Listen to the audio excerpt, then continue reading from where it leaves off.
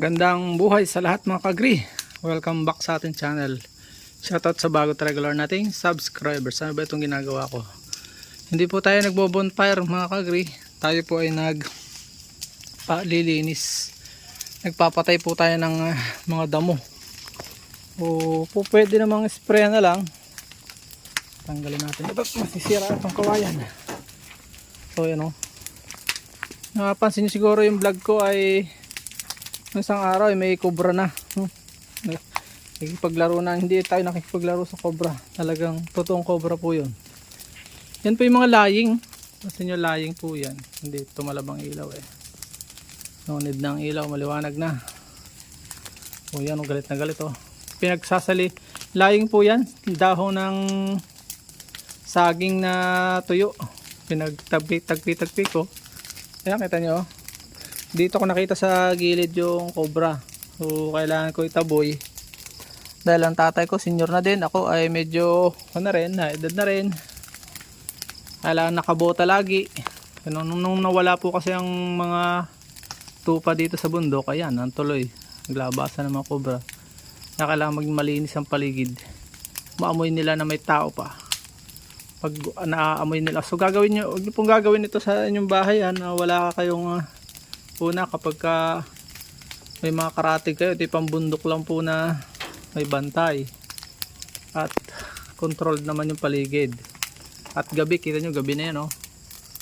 Kita nyo, medyo delikado ito. Wala tayong tubig.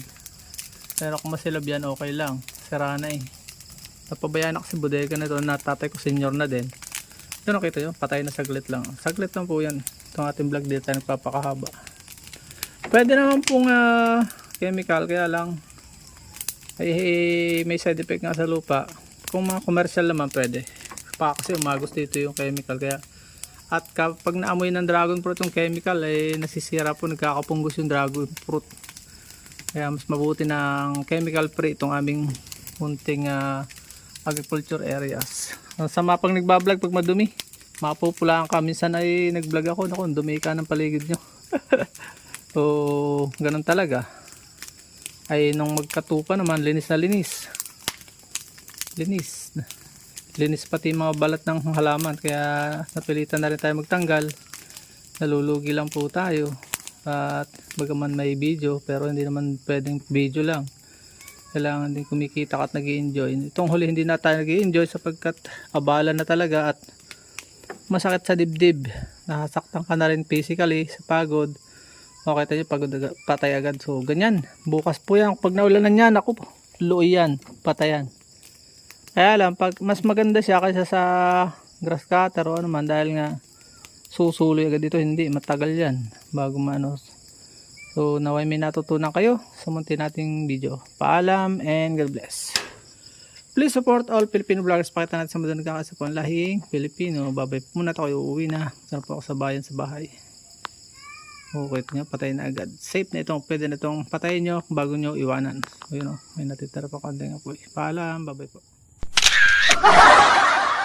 At dyan po nagtatapos ang munti natin vlog. Kung kayo pinapagpala at mahilig kayo sa ganitong klase mga upload, please consider subscribing and hitting the bell icon so that you'll get notification sa mga upcoming namin videos. Ano po?